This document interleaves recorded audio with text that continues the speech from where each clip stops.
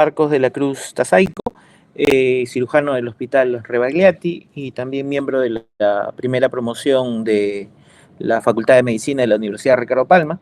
El día de hoy se me ha encargado realizar la clase teórica referente a las neoplasias pancreáticas o la patología maligna del páncreas en general. Antes de poder describir ya de una manera más precisa lo que es el cáncer de páncreas como tal, debemos recordar un concepto que se asocia mucho a lo que es el cáncer de páncreas, a lo que se llaman los tumores periampulares. Los tumores periampulares son un grupo de 4 tumores, dentro del cual está el cáncer de cabeza de páncreas o adenocarcinoma ductal de cabeza de páncreas, el cáncer de la ampolla de Vater, llamado ampuloma, el cáncer de la vía distal o del colédoco distal, llamado colangiocarcinoma distal, y el cáncer de duodeno, pero específicamente el cáncer de duodeno de segunda porción. Recordar que estos tumores están en una ubicación anatómica muy cercana, inclusive en el momento del diagnóstico clínico puede ser muy difícil distinguir uno del otro y que en muchos casos la anatomía patológica finalmente es la que revela qué tipo de tumor es la que afectaba al paciente. Claro está, existen algunos detalles clínicos, detalles también de imágenes, los cuales pueden sugerir alguno de ellos dentro de la patología neoplásica periampular. Recordar también que todos los tumores periampulares resecables tienen un mismo tratamiento. A los 4 tumores, el tratamiento de elección será la duodenopancreatectomía cefálica o cirugía de Whipple. Como vemos aquí en la imagen, ¿se puede ver la imagen? Doctor, se dejó de compartir. Uy, chispas. A ver, un momento.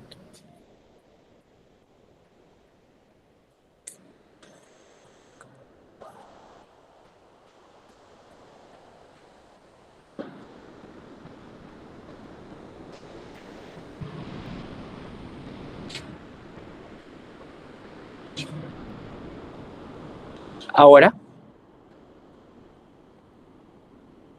Ahora se ve su pantalla. A ver, un ratito.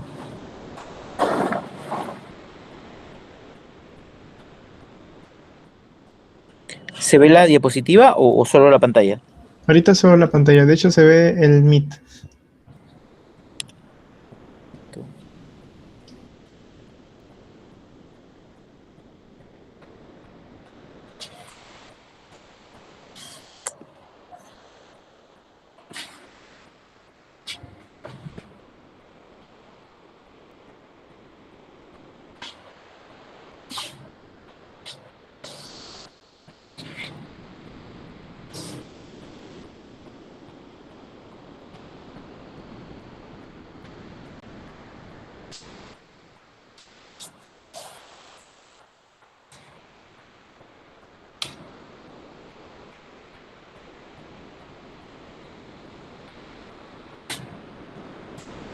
¿Ahora?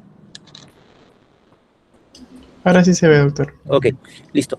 En esta imagen que podemos apreciar, los tumores están en esta zona, la cual representa el lugar de la ubicación de los 4 tumores, los cuales van a bloquear la vía biliar.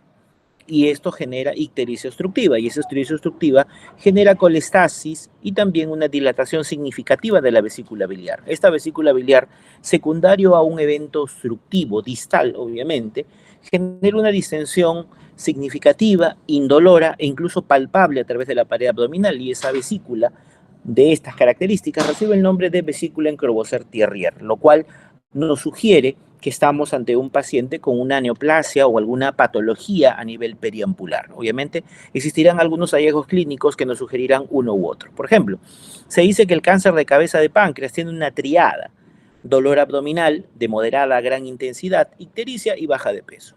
En el caso del ampuloma, la ictericia es ondulante. ¿Por qué? Porque el tumor, al estar ubicado en la ampolla de Vater, cuando está completamente bloqueando la ampolla de Vater, genera una ictericia obstructiva. Pero ¿qué sucede?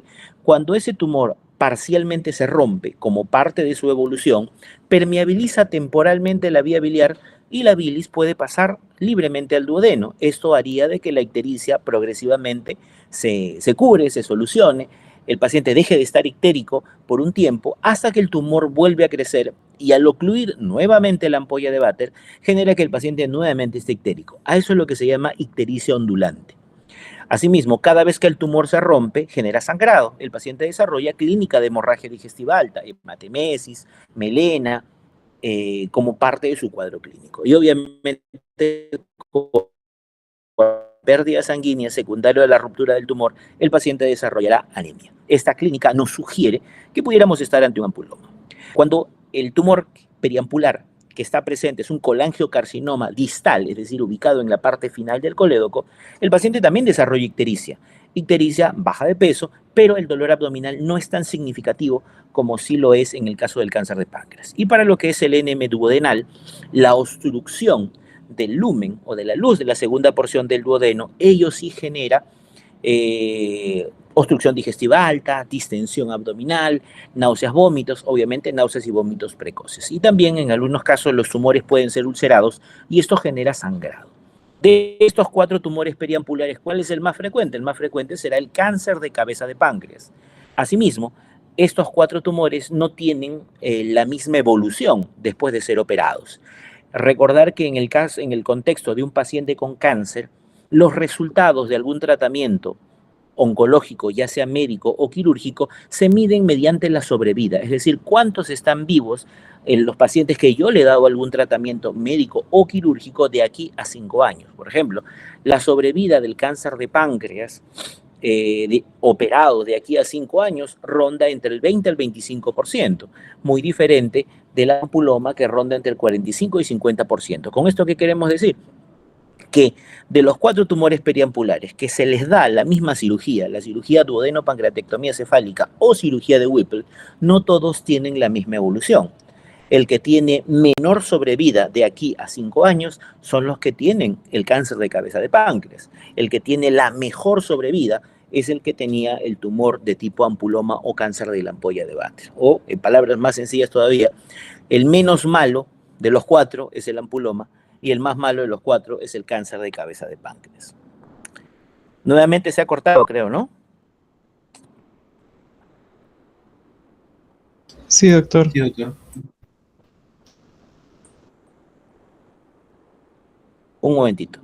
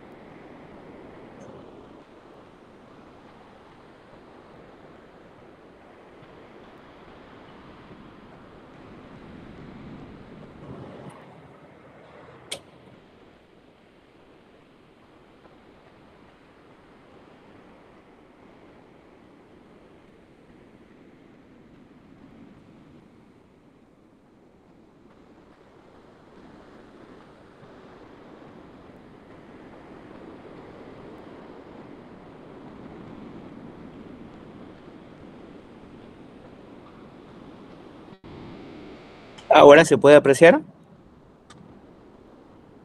Sí, doctor. La diapositiva ya. Sí, ahorita está en la diapositiva. Ah, ok, listo. En el caso del cáncer de páncreas, recordar que es la segunda causa de muerte en Estados Unidos, de todos los factores de riesgo, el tabaco es uno de los más importantes.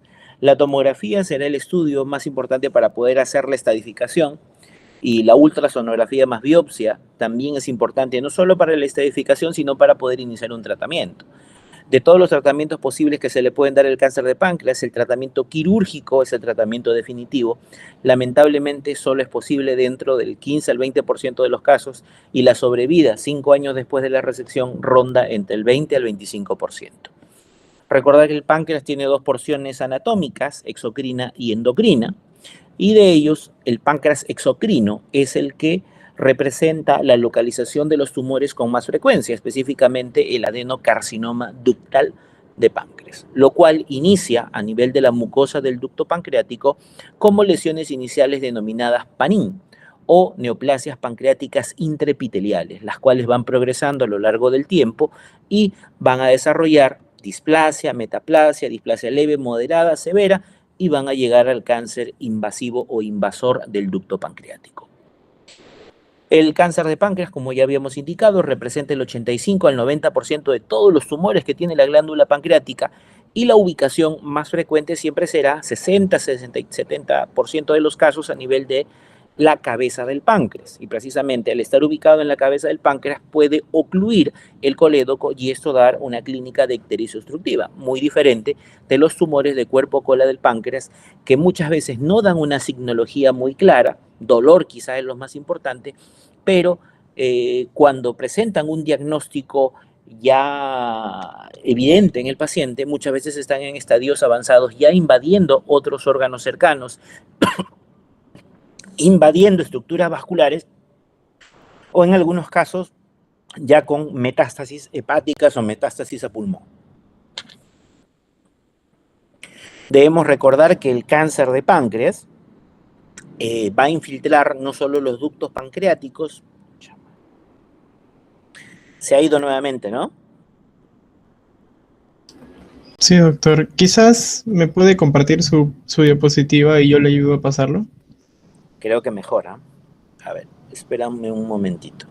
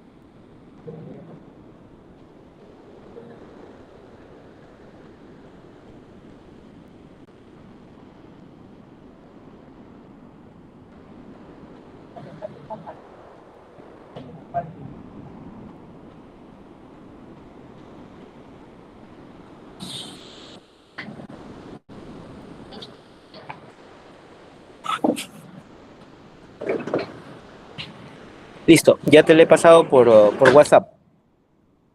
Sí, doctor. Ahí la comparto.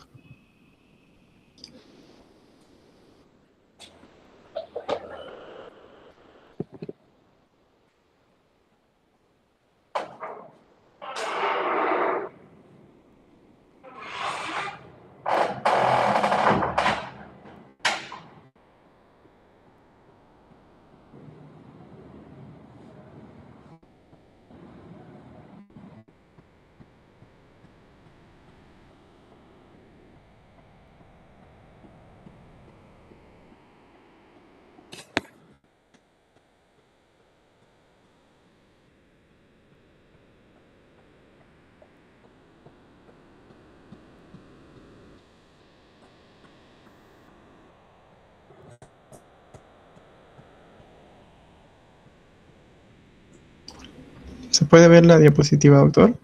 Sí, sí, sí, sí se puede ver.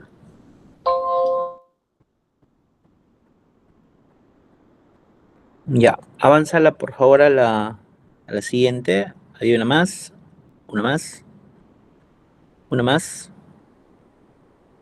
Esa ya la habíamos visto, una más. Y la siguiente me parece. Listo. Como habíamos indicado, el cáncer de páncreas no solo puede afectar órganos vecinos, como puede ser el duodeno, como puede ser el colédoco, sino también puede comprometer los nervios adyacentes. Y recordar que justo por detrás de la cabeza pancreática está el tronco celíaco y ahí está el plexo solar.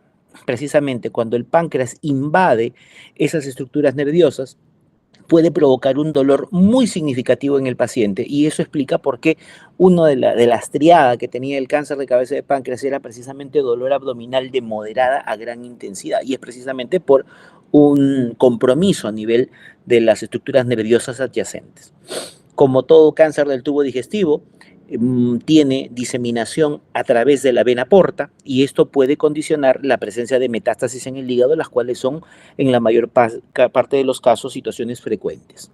Recordar que adyacente a los tejidos pancreáticos afectados por la tumoración puede haber una fibrosis que puede confundir ya sea la presencia de tejido tumoral como también la presencia de pancreatitis crónica que puede asociarse a la presencia de una tumoración a dicho nivel.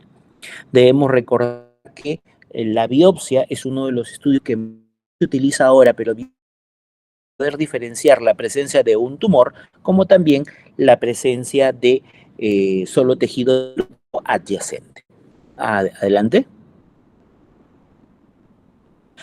Las manifestaciones clínicas varían dependiendo de la ubicación del tumor. Y aquí recordamos lo que se ha colocado en diapositivas previas. La localización más frecuente, hasta el 70% de los casos, es en la cabeza pancreática.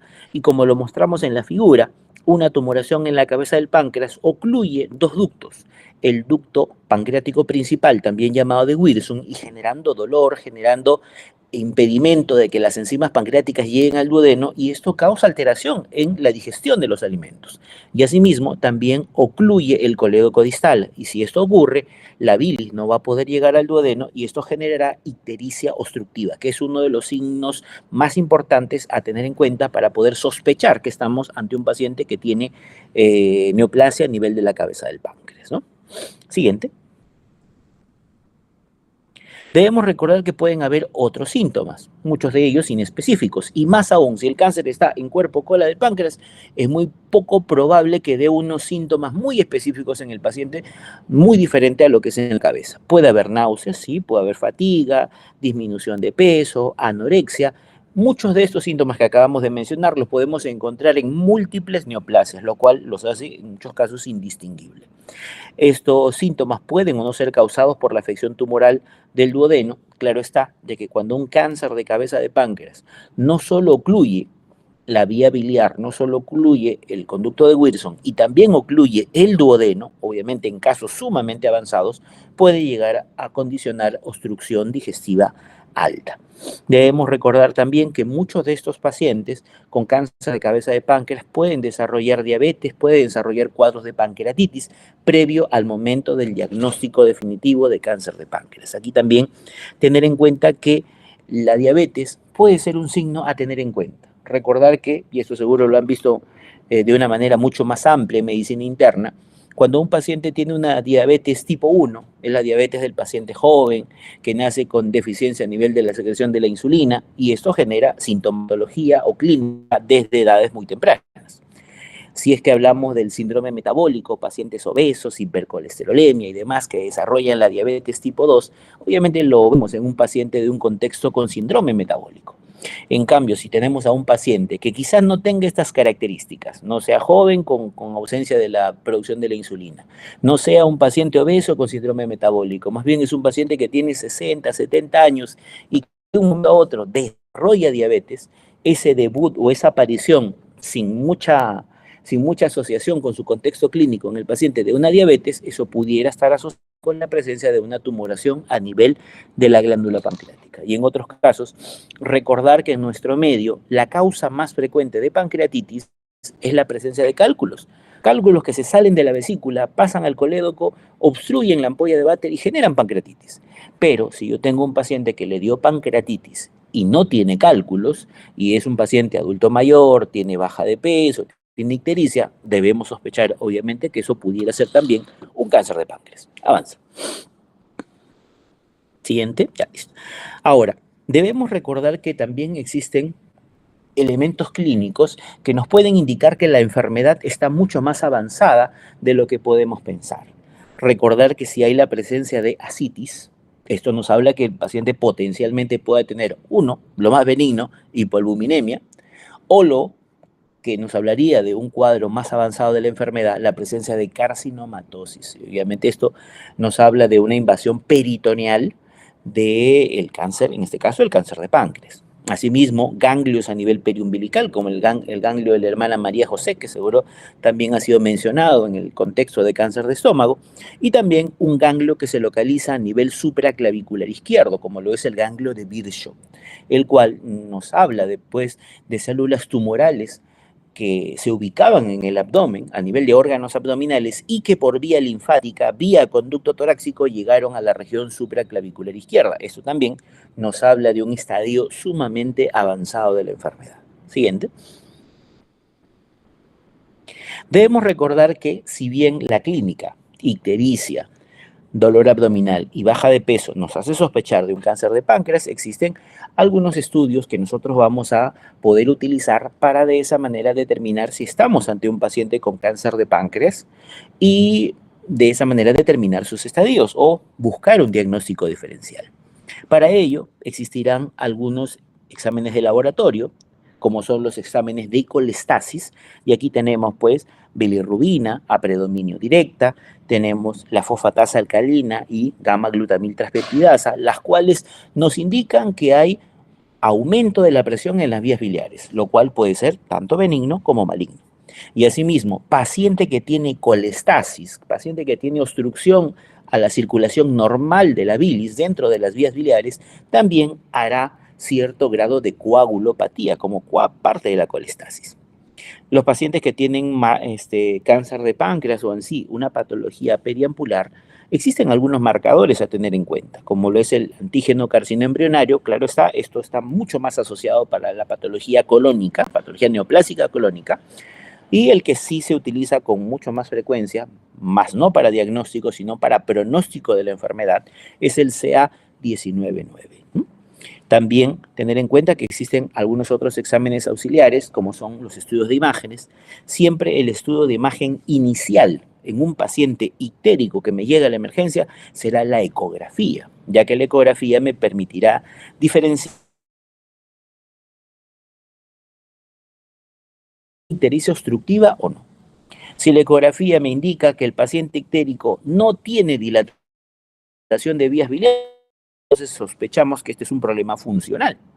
En cambio, si es que yo tengo un paciente ictérico que me viene a la consulta o a la emergencia y en su ecografía dice que hay dilatación de las vías biliares, esta dilatación nos sugiere que hay un evento obstructivo, el cual puede ser benigno, como por ejemplo cálculos, o puede ser maligno, como por ejemplo alguna neoplasia periampular. Pero siempre el estudio de imágenes inicial a tener en cuenta debe ser la ecografía.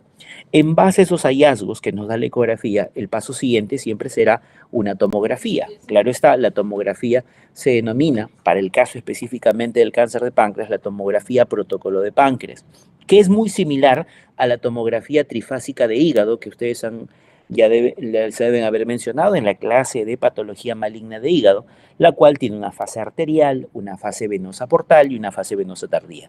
Una tomografía muy similar a esa también se utiliza para poder estadificar y ver si existe o no compromiso vascular de alguna tumoración periampular con respecto a los vasos mesentéricos superiores, lo cual es vital poder diferenciar para decidir si es que el paciente es tributario o no de una cirugía con intención curativa.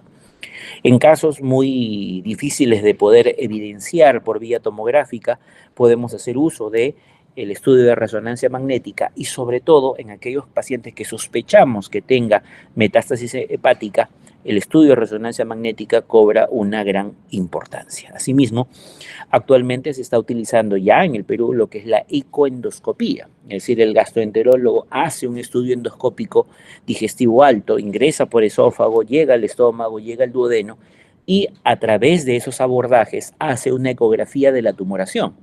De esa manera puede determinar si está en contacto o si está infiltrando los vasos mesentéricos superiores. De esa manera nos ayuda a hacer un mejor estadiaje. Y en caso de pacientes con patología periampular avanzada, a través de la ecoendoscopía se puede tomar una biopsia y con esa biopsia se puede decidir o no el inicio de la neoadyuvancia. Es un estudio que actualmente está muy en boga en nuestro medio y se está desarrollando de una manera muy amplia y permite hacer diagnósticos mucho más precisos y también evaluaciones menos invasivas a cada uno de los pacientes con cánceres de páncreas. Siguiente. Dentro de los estudios de laboratorio, recordemos que hay un marcador, que sea el antígeno carbohidrato 19,9 o simplemente sea 19,9. Este marcador puede estar elevado hasta en el 75% de los cánceres de páncreas. ¿Qué quiere decir? Si este marcador es negativo, pero mi tomografía me evidencia una lesión característicamente de un cáncer de páncreas, de hecho que ese marcador no me descarta que el paciente tenga un tumor. Siempre la imagen tomográfica tiene mucho mayor valor que el antígeno carcinoembrionario en estos casos. Van a haber pacientes con una imagen muy característica de tomografía, CA19,9 negativo.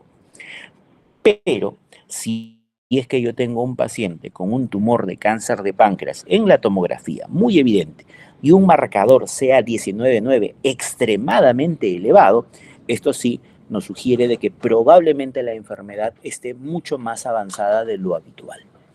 Debemos recordar también que después de una cirugía por cáncer de páncreas, estos tumores o este marcador CA19,9 debería volver a sus valores normales.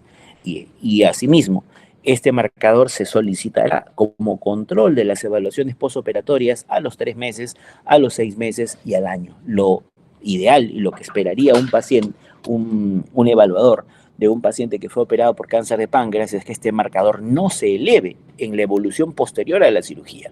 Y si es que este marcador en algún momento de su evolución se eleva, nos estaría indicando que probablemente hay recurrencia de la enfermedad. Tener en cuenta que este marcador se puede elevar no solo por condiciones malignas, como lo es el cáncer de páncreas, también puede ser por cáncer de las vías biliares, por cáncer de la vesícula biliar, por ampulomas, de forma más rara por cáncer de estómago, cáncer de ovario, cáncer colorectal, pulmones, etc. Pero en el contexto de un paciente con una imagen característica de cáncer de páncreas y un CA19,9 elevado, cobra ahí sí una gran importancia. Puede elevarse en patologías malignas, sí, como por ejemplo la colangitis. También se puede elevar y también en la colestasis por coledocolitiasis también va a tener gran importancia. Por eso, tener en cuenta estos detalles para saber cómo manejar los marcadores de CA19,9 en los distintos pacientes con cáncer de páncreas.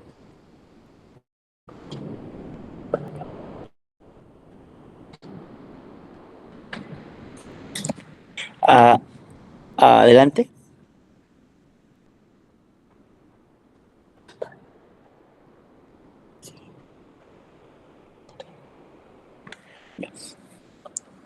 Como habíamos indicado, la ecografía es uno de los primeros estudios a utilizar en un paciente que nos llega con ictericia a la emergencia. Y como habíamos indicado, si en la ecografía nos dice paciente ictérico sin dilatación de vías biliares, debemos pensar que no hay un problema obstructivo, que quizá esa ictericia sea de tipo hepatocelular, como por ejemplo en una hepatitis.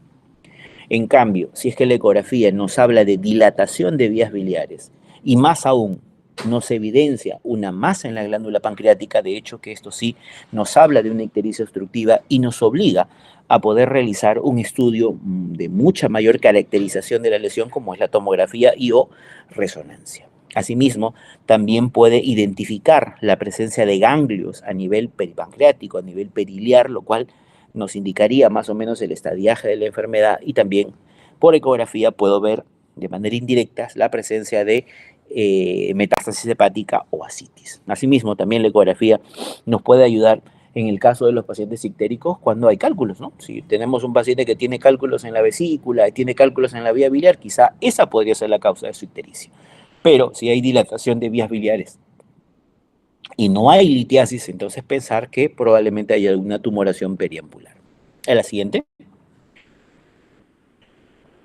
La tomografía protocolo de páncreas, muy similar a la tomografía trifásica de hígado, es el método diagnóstico de elección para poder definir qué tipo de tratamiento yo le voy a ofrecer a un paciente que tiene cáncer de páncreas, ya que con ello voy a definir la estadificación de la enfermedad y con eso decidir qué terapia le voy a ofrecer, ya sea terapia médica, terapia quirúrgica al paciente. ¿Qué es lo que evidencia una tomografía protocolo de páncreas o trifásica de hígado dentro de la glándula? Evidencia una masa de baja densidad dentro del páncreas. En pocas palabras, recordar que los términos a utilizar en tomografía son hiperdenso, hipodenso. El cáncer de páncreas se caracteriza por ser una masa hipodensa. ¿Y esto por qué? Porque el tumor de páncreas se caracteriza por tener mucha necrosis en su interior. Y al haber necrosis, no tiene afinidad por el contraste. Cuando se le pone el contraste por vía arterial, ¿qué sucede? Simplemente el contraste no pinta el centro de la tumoración. Por eso la característica más importante de un cáncer de páncreas en tomografía es que se ve como una masa hipodensa, precisamente por la necrosis en su interior. ¿Qué más se puede ver aparte de la masa? Yo voy a encontrar atrofia de la glándula pancreática. Si la masa está ubicada en la cabeza del páncreas, cuerpo y cola del páncreas marcadamente atróficos. Y también dilatación del colédoco, producto de la masa que está generando efecto obstructivo, y también dilatación del conducto de Wilson, ya que el cáncer de páncreas bloquea estos dos conductos excretorios que pasan a través de la glándula pancreática. Asimismo, también nos puede identificar la presencia de ganglios, la presencia de metástasis, líquido libre que pudiera existir en estos casos. Siguiente. Aquí nosotros podemos ver de manera esquemática lo que es la tomografía protocolo de páncreas en estos pacientes. Recordar que siempre debe ser con contraste, los contrastes por vía arterial, venosa portal y venosa tardía. En la fase arterial, donde el contraste ingresa por las arterias, esto hace de que la masa marcadamente se ponga hipodensa, característico por la necrosis, dilatación del conducto de Wilson y atrofia pancreática muy significativa. Y lo más importante a tener en cuenta en esa tomografía protocolo de páncreas es ver la relación entre el tumor y la vena porta, la vena mesentérica superior, la arteria mesentérica superior, la arteria hepática, la vena cava inferior, la arteria aorta abdominal, el tronco celíaco. ¿Por qué? Porque como veremos más adelante, interesa mucho si es que el tumor tiene contacto o tiene infiltración de estos vasos. Y recordar que el cuello del páncreas, la cabeza del páncreas, el proceso uncinado del páncreas, tiene un contacto muy directo, una relación muy directa con la vena y arteria mesentérica superior y con la vena porta, lo cual va a definir la resecabilidad en estos casos. Por eso la tomografía es fundamental dentro de la valoración de estos pacientes. Siguiente. Aquí nosotros podemos ver en esta imagen, en la imagen de la izquierda, vemos la vesícula marcadamente distendida y al costado de la vesícula una flecha. Esta flecha, ¿qué nos está señalando? A nivel de la cabeza del páncreas y parte del proceso uncinado del páncreas, en la fase arterial, se ve que el páncreas tiene una coloración grisácea, pero específicamente donde apunta la flecha tiene una coloración mucho más oscura de lo habitual. Esto nos habla de la presencia de una tumoración a dicho nivel, lo cual también debe ser corroborado en la imagen de la derecha, donde se ve la fase portal, en la cual yo voy a ver esas dos flechas que nos están señalando nuevamente la lesión y a su costadito dos figuras circulares, los cuales son los vasos mesentéricos superiores, y de esta manera determinar la resecabilidad de la lesión. La siguiente. En esta imagen ya no se aprecia la glándula pancreática o un corte de la glándula pancreática, pero lo que sí se están viendo y están señalados en las dos imágenes es la presencia de unas lesiones a nivel del parénquima hepático. Vean ustedes, en la imagen superior vamos a ver en el lado del hígado, señalado por flechas, la presencia de imágenes hipodensas, los cuales nos hablan de metástasis hepática. Y a nivel de donde dice T2, donde dice la T, ahí está la presencia de un tumor en la cola del páncreas. Debemos recordar que esa tumoración en el cuerpo del páncreas o en la cola del páncreas, al no estar bloqueando ni el tubo digestivo y al no bloquear la vía biliar, muchas veces son totalmente asintomáticas. Y muchas veces cuando ya se da el diagnóstico, que son en estadios muy, muy avanzados, se puede evidenciar tomografías como las que ustedes pueden ver en pantalla, en la cual ya la enfermedad está en un estadio sumamente avanzado, ya con metástasis, en algunos casos con carcinomatosis, y no solo metástasis a nivel abdominal, sino también en otras localizaciones, como por ejemplo el ganglio de Virchow, a nivel de pulmón, a nivel de hueso, a nivel de cerebro. Siguiente. La resonancia magnética se utiliza sobre todo en aquellos casos en la cual la tumoración pancreática es muy dudosa. Muchas veces, cuando los tumores pancreáticos tienen más de 2 centímetros, son muy evidentes en la tomografía. Pero cuando estos tumores son pequeñitos, muchas veces la tomografía trifásica o la tomografía protocolo de páncreas no logra evidenciar una imagen muy característica. Pero si ello genera dilatación del Wirsum, dilatación del coledo con marcador CA19-9 elevado, entonces estamos en la obligación de descartar la presencia o no de una tumoración. Y aquí entra a tallar la resonancia magnética, la cual sí nos puede identificar tumores a nivel de la glándula pancreática, inclusive menores a 2 centímetros.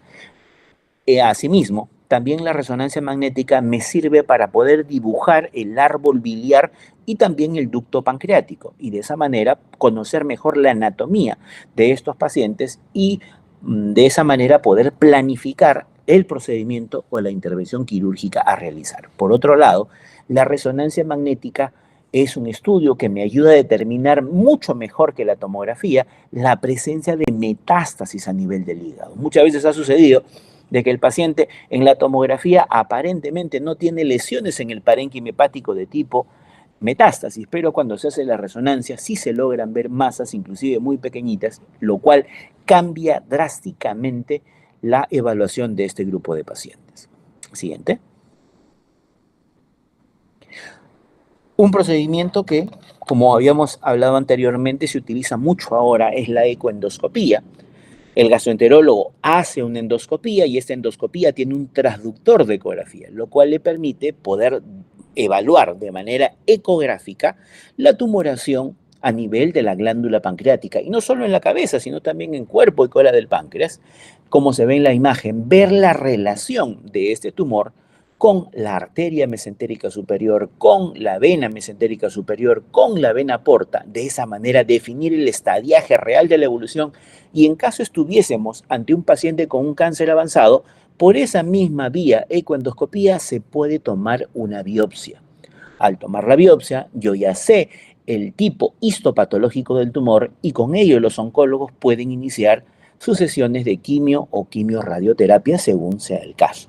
De esa manera ya se hacen procedimientos como se hacían varias décadas atrás, en la cual uno tenía que abrir el abdomen, el estómago, llegar a la celda pancreática y tomar una biopsia en cuña directa del tumor, lo cual genera mucha morbilidad. Sangrados, fístulas, perforaciones, reoperaciones o una extensión de la enfermedad por la manipulación del tumor.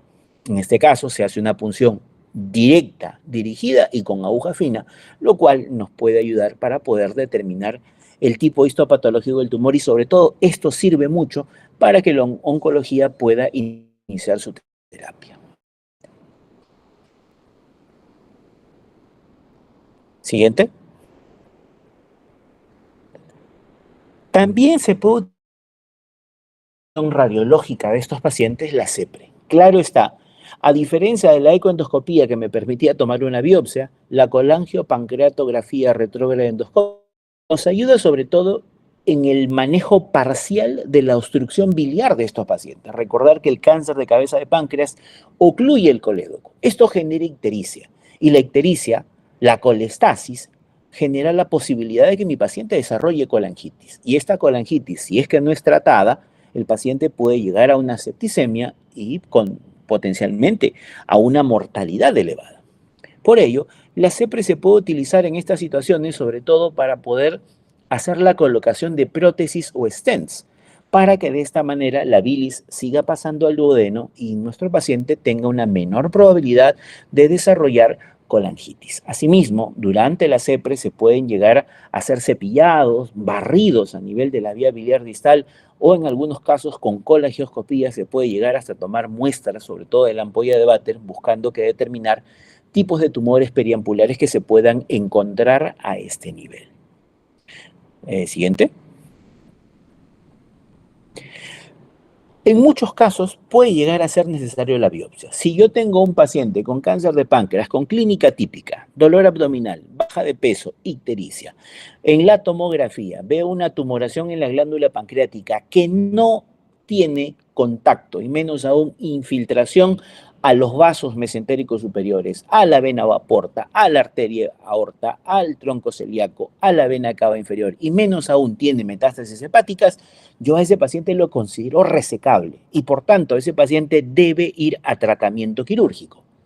En cambio, si yo tengo un paciente que tiene un tumor en la cabeza del páncreas, que tiene contacto o que tiene infiltración de la vena mesentérica superior, infiltración de la vena porta, metástasis hacia otro órgano, se va a hacer necesario tomarle una biopsia.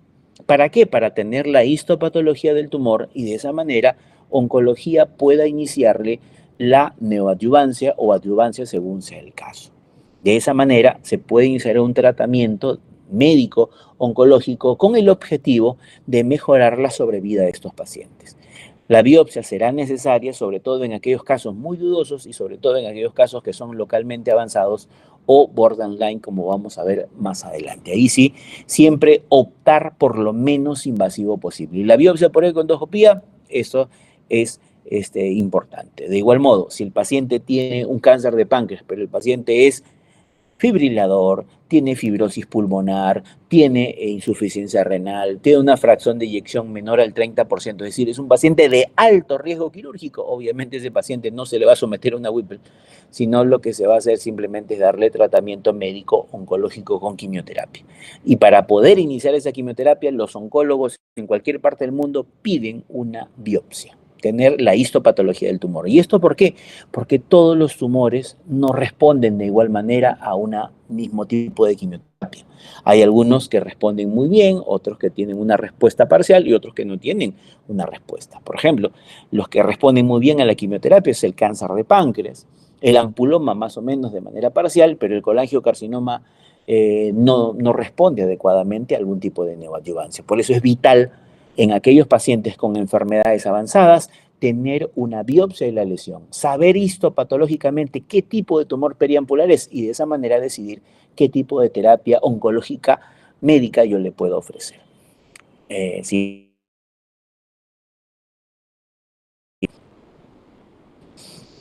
Siguiente. Salió. Como ustedes ya habían visto de repente en otros pasajes del curso, siempre la estadificación, el TNM en base a al NCCN, nos habla pues de tumores T1, T2, T3, T4, que estos varían dependiendo de las dimensiones del tumor. Luego viene el N, la presencia o no de ganglios locorregionales, y el M, la presencia o no de metástasis. Y esto nos lleva a diferentes estadios, estadio 1, estadio 0, estadio 1A, 1B, 2A, 2B, y estadio 3 y estadio 4, ¿no? Es lo clásicamente conocido que muchas veces hemos visto en diferentes neoplasias. Siguiente. Pero algo de que sí es utilizado y se utiliza mucho, sobre todo para poder definir la resecabilidad en los pacientes con cáncer de páncreas, es esta clasificación. La clasificación de resecabilidad del cáncer de páncreas, la cual nos habla de 4 tipos. La primera, el estadio resecable. El segundo, borderline resecable. El tercero, localmente avanzado. Y el cuarto, metastásico. Comenzamos por el que es más evidente, metastásico. Si yo tengo un paciente con cáncer de páncreas que en su tomografía o en su resonancia identifico la presencia de un tumor en el hígado, de hecho que esto será una metástasis. Por tanto, médico ir a una quimioterapia sistémica únicamente. En cambio, un paciente que tiene un tumor en la glándula pancreática, que no contacta los vasos mesentéricos superiores, que no contacta la vena porta, que no contacta la arteria hepática, como es la primera imagen que nosotros podemos ver hacia la derecha, hacia la izquierda, perdón, este es un paciente que se considera paciente resecable y el tratamiento de elección será la cirugía. Si es de cabeza de páncreas, cirugía de Whipple. Si es de cuerpo cola del páncreas, pancreatectomía distal. Luego, la siguiente clasificación de resecabilidad, que vendría a ser la imagen que está en el centro, es el borderline resecable. ¿Qué quiere decir? El paciente tiene su tumor en la glándula pancreática, que allí se ve en la imagen, que tiene contacto, es decir, está adherido, está pegadito a los vasos mesentéricos superiores. Si bien en quirófano, durante sala de operaciones, yo puedo despegar el tumor de esos vasos mesentéricos superiores, pueden quedar células neoplásicas adheridas a alguno de esos vasos. Y si es que esa fuera la situación, genera de que el paciente tenga una recidiva de enfermedad. Si hay contacto vascular del tumor hacia los vasos mesentéricos superiores en un radio de menos de 180 grados, este tipo de tumores se cataloga como borderline resecable. En cambio, y aquí sería la imagen que está hacia la derecha, vamos a ver un tumor que ya no solo está en contacto, sino está infiltrando. El tumor ha invadido completamente la arteria o la vena mesentérica superior, la vena porta, ocluyendo su lumen, y esto se considera como localmente avanzado.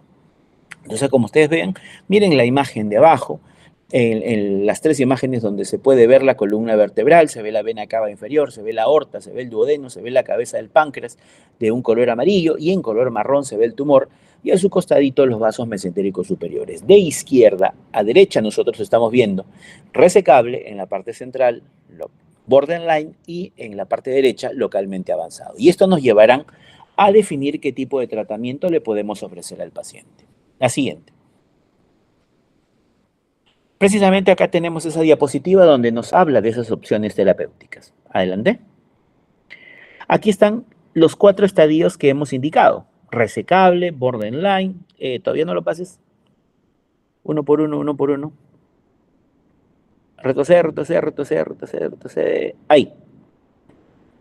El resecable corresponde a los estadios 0 hasta 2B de la clasificación del NCCN. Siguiente. El estadio 3 del NCCN corresponde al borderline y localmente avanzado. Siguiente. El estadio 4 del NCCN nos habla del estadio metastásico de un paciente con cáncer de páncreas. Listo. Siguiente. Si mi paciente es resecable y el tumor está en la cabeza del páncreas, el tratamiento de elección es la duodenopancreatectomía cefálica o cirugía de Whipple. Siguiente. Si el paciente tiene un tumor resecable en el cuerpo y cola del páncreas, el tratamiento de elección sigue siendo quirúrgico y la cirugía se llama pancreatectomía corporocaudal o pancreatectomía distal. Siguiente. Los cuales, dependiendo de los hallazgos en la patología, va a ser necesario dar quimioterapia adyuvante. Recordar que los términos neoadyuvancia significa dar quimioterapia antes de un procedimiento quirúrgico y adyuvancia significa dar quimioterapia posterior a un tratamiento quirúrgico. Lo ideal que la mayor parte de escuelas oncológicas propugnan es dar también, luego de que el paciente fue operado, seguir dando quimioterapia adyuvante y con esto tratar de mejorar la sobrevida del paciente. Siguiente. ¿Qué pasa en el estadio borderline y localmente avanzado? Si a estos pacientes se les operan, es altísima la probabilidad de dejar enfermedad en ese paciente. Y si la enfermedad queda en el paciente, ¿qué es lo que va a provocar? La recurrencia del tumor. Es decir, su sobrevida va a disminuir significativamente. Por ello, en el caso de los borderline y localmente avanzados, el paciente debe recibir quimioterapia neoadyuvante, darle quimioterapia antes de cualquier procedimiento quirúrgico, lo cual tiene el objetivo de reducir el tumor, evitar que la enfermedad progrese y hacer que ese contacto y esa infiltración del tumor hacia los vasos sanguíneos se suelte y hacer de que nuestro paciente, que era borderline y localmente avanzado, es decir, no tributario de una cirugía con intención curativa, se vuelva un paciente tributario de una cirugía con intención curativa.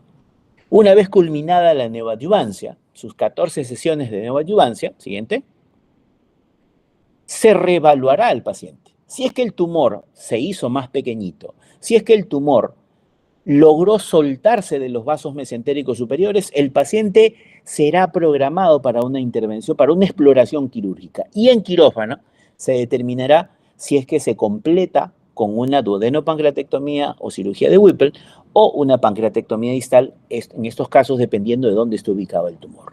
Se explora a esos pacientes. Pero también recordar que los pacientes que han ido a neoadyuvancia, no todos van a tener una muy buena respuesta.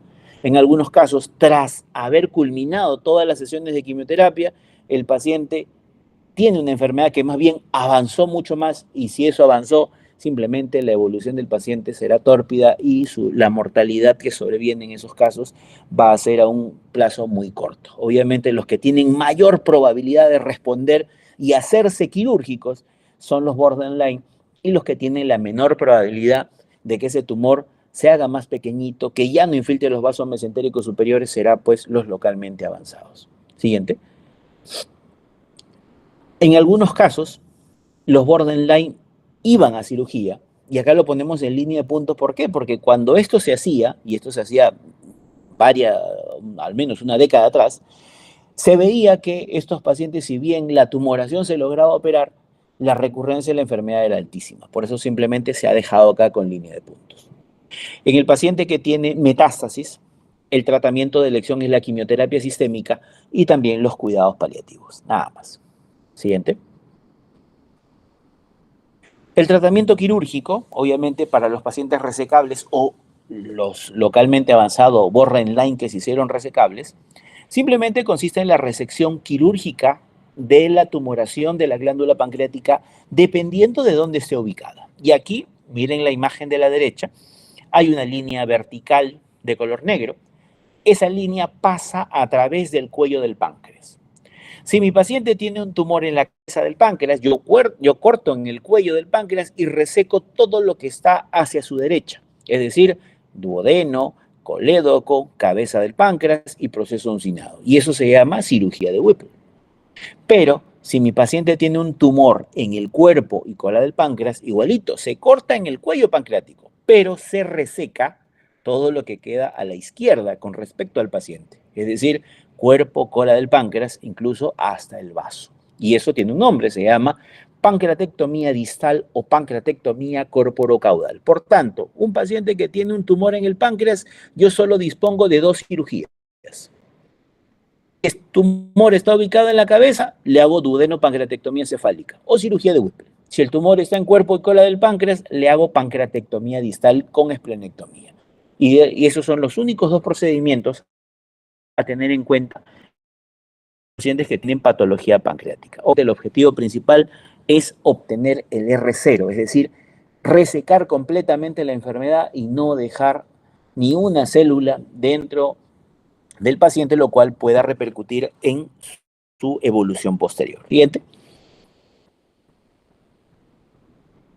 Aquí nosotros podemos ver en esta imagen lo que sería el procedimiento de la Whipple. Vean ustedes, la imagen superior nos muestra el tubo digestivo, la anatomía normal, la cual a través de una flecha se está señalando lo que es la pieza operatoria de la duodenopancreatectomía. ¿En qué consiste? ¿Qué es lo que se reseca en la duodenopancreatectomía? Se reseca el antro gástrico, el píloro, la primera, segunda, tercera y cuarta porción del duodeno, el ángulo de Treitz y unos 10 centímetros de yeyuno. Asimismo, se reseca vesícula biliar, el colédoco, la cabeza del páncreas, el proceso uncinado del páncreas. Todo eso es la pieza operatoria de la duodenopancreatectomía. Como se ve, se hace una resección de múltiples órganos. Ahora, posterior a la resección, viene la fase de reconstrucción. Y la fase de reconstrucción comprende 3 anastomosis. La primera que se hace es la anastomosis o la unión entre el páncreas, el cuello del páncreas con el yeyuno. Se llama pancreato-yeyunostomía. La segunda se da entre el hepático común y el yeyuno. Hepato-yeyunostomía es el nombre. Y la tercera es la que se da entre el yeyuno y el estómago. Gastro-yeyunostomía. Estas tres son las tres anastomosis que se le hace a un paciente que tiene duodenopancreatectomía cefálica o cirugía de Whipple. Siguiente. Aquí vemos la fase de la resección. Vean ustedes, se hace primero la maniobra de calibrage para de esa forma movilizar del colon derecho y también lo que es la maniobra de Kocher o Kocher, que consiste en movilizar o despegar el duodeno de sus adherencias retroperitoneales, también la disección de la vena porta, la transición, corte a nivel del estómago, transección a nivel yeyunal y la liberación del ángulo de Treitz, posteriormente la transección a nivel del cuello pancreático y la exéresis o el retiro de la pieza operatoria. Como se ve en la imagen, la secuencia de pasos es siguiendo las manecillas del reloj. Las etapas o los pasos de la resección son en sentido horario. Siguiente. En cambio, la reconstrucción se hace en sentido antihorario. ¿Por qué? Porque la primera anastomosis a realizar es la que se hace entre páncreas y yeyuno. La segunda es la que se hace entre hepático común y yeyuno. Y la tercera, la que se hace entre el estómago y yeyuno. Es decir, en contra de las manecillas del reloj o en sentido antihorario. Siguiente. Ahora, hay dos tipos de Whipple. Whipple clásica y Whipple con preservación pilórica. En la Whipple clásica, ¿qué es lo que se hace? Se hace resección del antro y píloro. En cambio, en la Whipple con preservación pilórica, que es la imagen que tenemos en pantalla, se hace la sección a nivel de la primera porción del duodeno, preservando todo el estómago, preservando el píloro. Por eso el nombre de preservación pilórica. Aquí, las anastomosis o las sería páncreas y yeyuno, siempre es la primera, hepático común y yeyuno, esta es la segunda, y ahora lo que se va a unir es la porción del duodeno con el yeyuno. ¿Cuál es el objetivo de hacer este tipo de procedimientos, la Whipple con preservación pilórica versus la Whipple clásica? Es tratar de reducir una complicación posoperatoria que se denomina retardo del vaciamiento gástrico. En teoría, aquellos pacientes que se le hacen la Whipple con preservación pilórica, habría menos retardo con vaciamiento gástrico, pero eso varía sobre todo de escuela a escuela quirúrgica. Siguiente.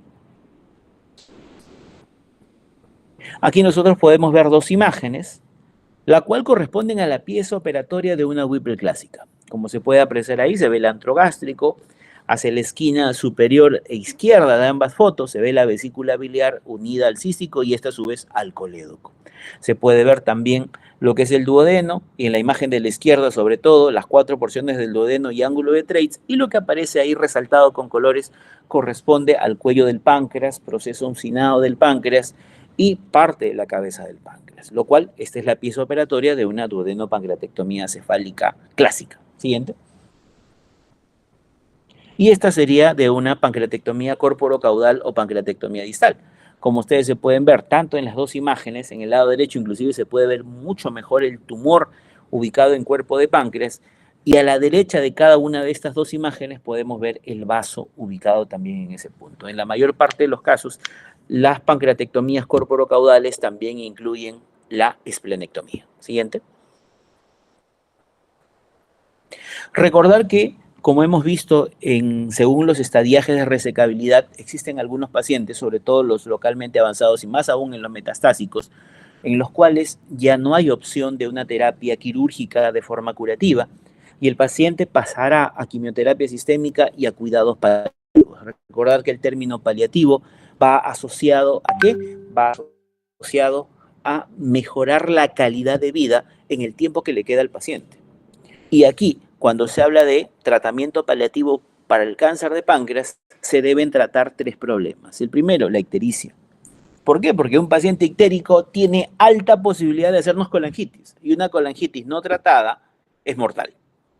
En segundo lugar, la obstrucción duodenal, la obstrucción del tubo digestivo. Muchas veces los tumores pueden ser tan grandes que infiltran e invaden el duodeno y el paciente no va a poder comer de una manera adecuada. Y el tercero, recordar que el cáncer de cabeza de páncreas está muy cerca del plexo solar. Cuando este tumor crece, infiltra el plexo solar y esto que genera dolor en el paciente y un dolor que puede ser incapacitante para el paciente. Entonces, estos tres problemas son los que uno debe tener en cuenta para enfocar el tratamiento paliativo. Siguiente. Cuando hay obstrucción biliar y obstrucción duodenal, un procedimiento quirúrgico muy utilizado como tratamiento paliativo, más no curativo, es la llamada doble derivación quirúrgica. Derivación biliar y derivación gástrica. La derivación biliar es la unión del hepático común con el yeyuno. Y la derivación gástrica es la unión del estómago con el yeyuno. ¿Para qué? Para que la bilis y el contenido del estómago pasen directamente al yeyuno sin transitar por el duodeno que se encuentra obstruido. De esa manera, el paciente ya no va a tener colangitis, va a poder vivir sin colangitis, sin ictericia, y va a poder comer sin ningún problema, ya que sus alimentos pasarán del estómago al yeyuno. Este es uno de los procedimientos quirúrgicos que sí se realizan a modo de título paliativo para este tipo de pacientes, cuando tienen tanto obstrucción biliar como obstrucción gástrica. Por si acaso, en esta cirugía no se reseca el tumor, porque se hace para casos, estadios avanzados o incluso metastásicos. Siguiente. Recordar que el dolor era un problema muy significativo en el cáncer de páncreas. Muchas veces estos pacientes toman analgésicos comunes, analgésicos opioides, y muchas veces ese tratamiento es insuficiente para controlar su dolor. En casos muy extremos, cuando ya la terapia farmacológica no ha tenido resultados, un procedimiento a utilizar es la neurolisis o también llamada alcoholización del plexo solar. Como se puede ver en la imagen, se le inyecta alcohol directamente a los ganglios semilunares o a los ganglios celíacos con el objetivo de necrosarlos. ¿Para qué? Para que de esa manera se bloquee la transmisión nerviosa y por tanto ya no se transmita el dolor a este nivel. Y con ello, obviamente, mejoramos mucho la sintomatología de estos pacientes que incluso pueden hasta ni siquiera llegar a dormir por el dolor incapacitante que les genera una tumoración pancreática muy avanzada. Siguiente. Ahora, si bien nosotros hemos colocado en los dos procedimientos anteriores terapias quirúrgicas como parte de la paliación en el cáncer de páncreas, también se pueden utilizar terapias mínimamente invasivas. Por ejemplo, si tenemos a un paciente que tiene un tumor a nivel de cabeza de páncreas, el cual no es tributario de tratamiento quirúrgico, y también es un paciente que tiene múltiples comorbilidades que le confieren un riesgo quirúrgico muy elevado, entonces tendremos que hacer paliación tanto biliar como gástrica o solucionar una colestasis, solucionar una ictericia obstructiva, como también una obstrucción del tubo digestivo. Y esto se puede hacer a través de stents. Como se puede ver en la imagen, a través de una CEPRE, se coloca un stent en el colédoco distal. ¿Para qué? Para dejarlo permeable, para mantenerlo abierto. Y con eso la bilis pueda pasar al duodeno y de esta manera nuestro paciente no esté ictérico y no nos desarrolle colangitis. Así como se puede colocar un stent en el colédoco, también se puede colocar un stent en el duodeno. ¿Para qué? Para mantener aperturado o con un lumen muy significativo el duodeno y el paciente pueda comer por vía oral sin ningún problema. Estas también son terapias paliativas, claro está, mínimamente invasivas. El detalle es un poco costoso y tiene que ser realizado en centros de experiencia donde los gastroenterólogos, que son los que colocan este tipo de dispositivos, tengan una amplia experiencia en el manejo de ello para reducir sus complicaciones y para tener la mayor tasa de éxito. Siguiente. Este algoritmo nos muestra diferentes características con respecto al cáncer de páncreas, por ejemplo, en la parte superior y los cuadritos verdes, lo que son los diferentes factores de riesgo que nos pueden llevar al desarrollo de cáncer de páncreas, algunos y en los cuadritos rosados, algunos definitivos, algunos probables, la cual puede hacer que el paciente vaya a desarrollar lesiones intraepiteliales en el ducto pancreático que progresivamente crezcan en el tiempo hasta desarrollar un cáncer invasor. Como ya habíamos comentado, la tríada clásica, dolor abdominal, baja de peso, ictericia, muy importante dentro del cuadro clínico sugerente de cáncer de páncreas, y recordar que la terapia curativa, si está ubicada en la cabeza del páncreas, es la Whipple; si está ubicada en cuerpo-cola, pancreatectomía distal. Y si es que el paciente tiene un tumor avanzado, cirugía paliativa, ya sea la doble derivación o la alcoholización del plexo solar, como ya habíamos indicado anteriormente. Puede ser necesaria terapia adyuvante o neoadyuvante, si es cierto. Neoadyuvante, sobre todo en los localmente avanzados y en los borderline, y en el caso del metastásico, simplemente la quimioterapia sistémica. Siguiente. Aquí unas palabras ya un poco de manera rápida, porque recordar que este tipo de temas de los tumores quísticos pancreáticos ya fueron mencionados quizá en la teoría de los tumores benignos del páncreas. Tener en cuenta que las neoplasias quísticas del páncreas están presentes del 2 hasta el 45% de la población general, pero que dentro de la glándula solo representan un 1% de todos los tumores. Debemos tener en cuenta que muchos de estos tumores son diagnosticados de manera incidental, es decir, al paciente le hacen una tomografía por otra causa y es allí donde llegan a poder encontrar el diagnóstico de esta patología. Los tumores quísticos pancreáticos, algunos serán benignos, otros serán malignos puramente, y esto es lo importante a reconocer en cada uno de ellos. Siguiente. Aquí una clasificación. Los benignos, a la cabeza el cistoadenoma seroso es uno de los que característicamente es el mayormente benigno dentro de estos tumores quísticos, muy diferente al cistoadenoma mucinoso, que es el que tiene mayor probabilidad de desarrollar una patología maligna o convertirse en cáncer. El que tiene un desarrollo intermedio, un desarrollo borderline, que se pudiera convertir en maligno, está pues el sólido pseudopapilar de páncreas, que vamos a ver más adelante. Siguiente. Aquí, de manera general, la foto nos muestra los distintos tumores quísticos que pueden afectar a la glándula pancreática, el IPMN, o también conocido como neoplasia papilar intraductal mucinosa, la cual puede comprometer el ducto pancreático principal o también las ramas accesorias. Luego está el cistoadenoma seroso, el más benigno de todos; el cistoadenoma mucinoso, el que tiene más riesgo de desarrollo de patología maligna. Tener en cuenta que en aquellos casos, los tumores quísticos serosos que tienen bajo potencial de malignidad, muchos puede que no sean tributarios de algún tipo de manejo, solo observación, solo seguimiento.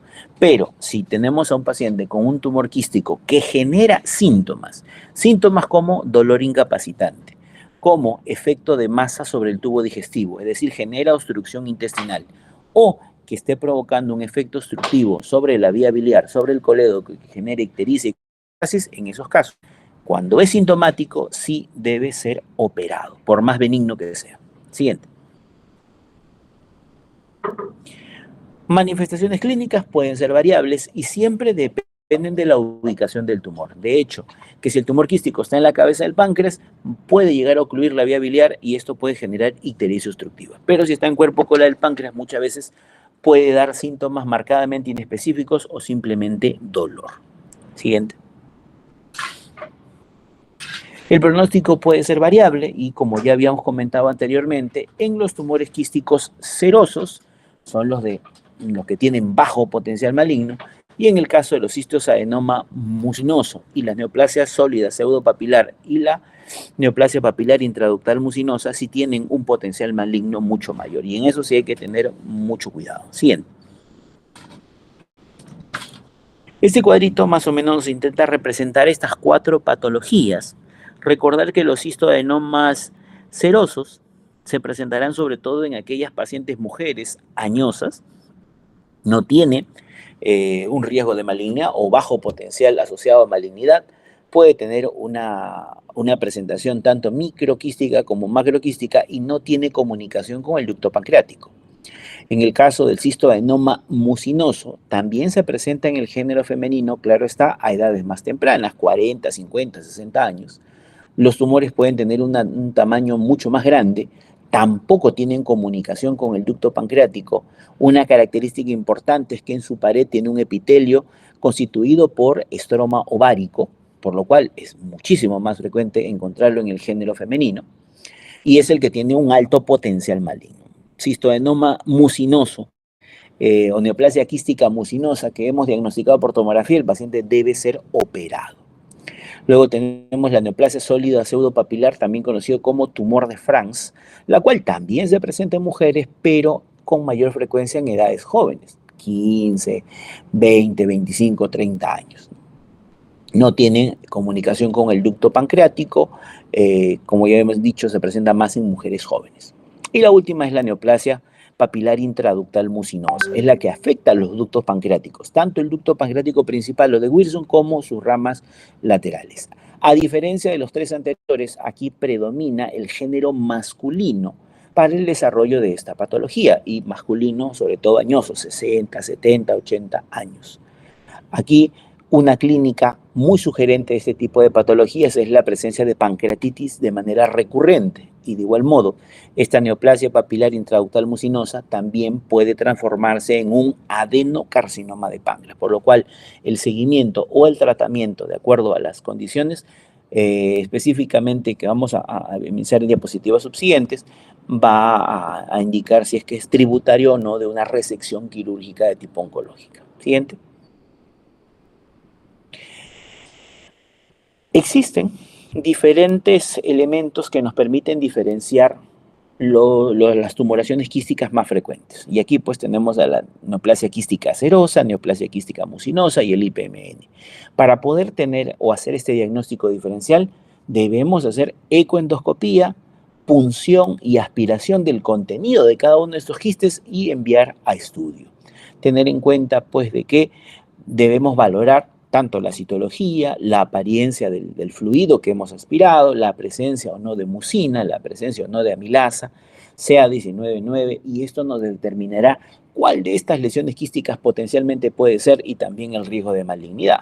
Recordar que en el caso de la neoplasia quística serosa es un líquido claro, no tiene mucina, tiene baja cantidad de amilasa, bajo niveles de CEA y un potencial maligno marcadamente disminuido.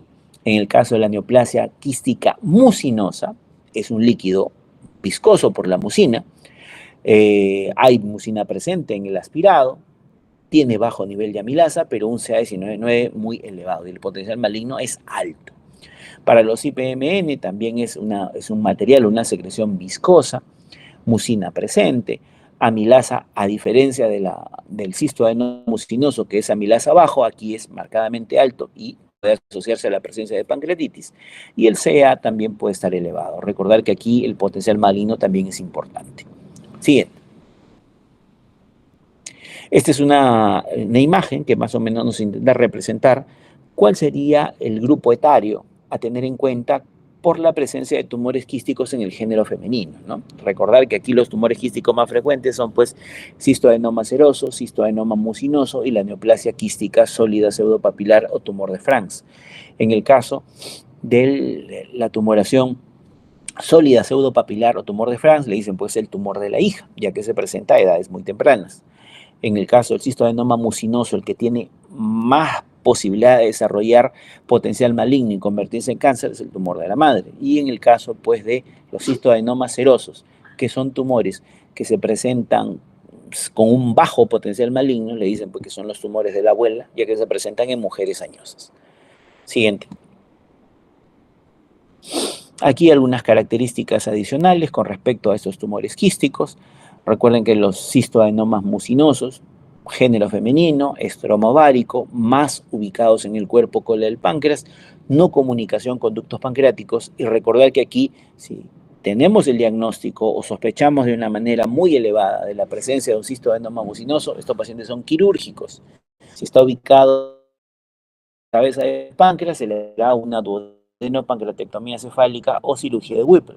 Si está ubicado en cuerpo cola del páncreas, se hará una pancreatectomía distal. Siguiente.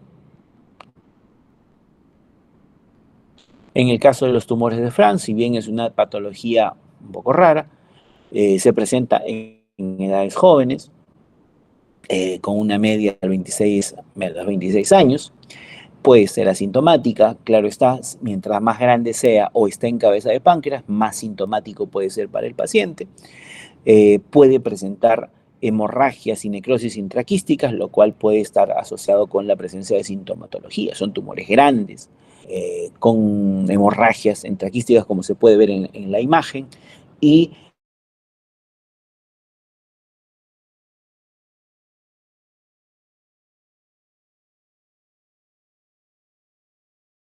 siguiente.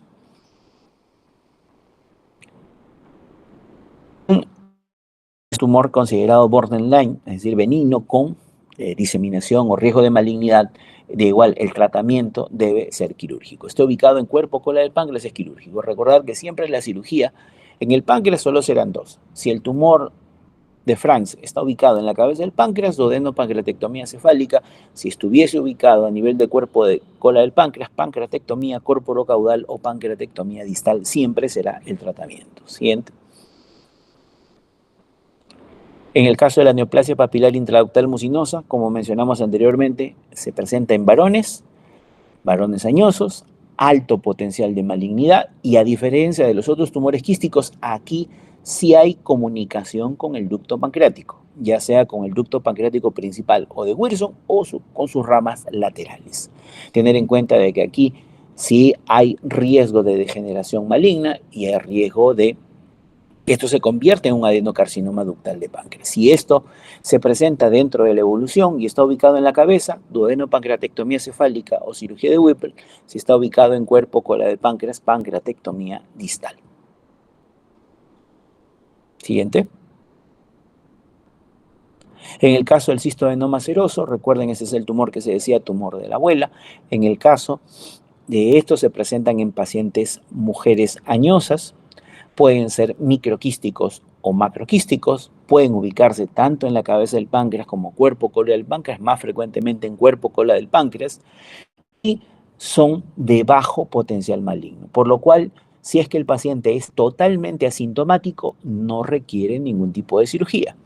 Pero si este tumor quístico seroso está en la cabeza y está ocluyendo el colédoco, si está ocluyendo el duodeno y está generando sintomatología, está generando dolor, ictericia y obstrucción digestiva en el paciente, allí sí será necesario operarlo. No por la malignidad, no porque se vaya a convertir en un cáncer, sino porque está generando síntomas y problemas en el paciente. Siguiente. Bien, con esto hemos culminado. Si hubiera alguna pregunta.